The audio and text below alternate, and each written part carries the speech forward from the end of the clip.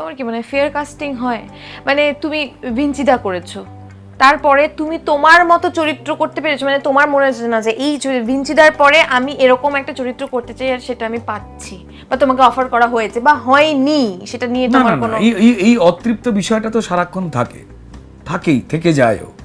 মানে আমি কি নিজে ভাবতে পেরেছিলাম যে বনি কাপুর প্রোডাকশন থেকে অজয় দেবগন যেখানে মূল চরিত্র, সেখানে ময়দানের মতো এত বড় একটা সিনেমাতে সারা ভারতবর্ষ জুড়ে খুঁজে খাঁজে তারা পশ্চিমবঙ্গ থেকে রুদ্রনীল ঘোষকে নিয়ে যাবে একজন একদম। বাংলা ফিল্ম ইন্ডাস্ট্রির অ্যাক্টর। এটা তো আমার সাকসেস নয়, এটা বাংলা ফিল্ম ইন্ডাস্ট্রির সাকসেস।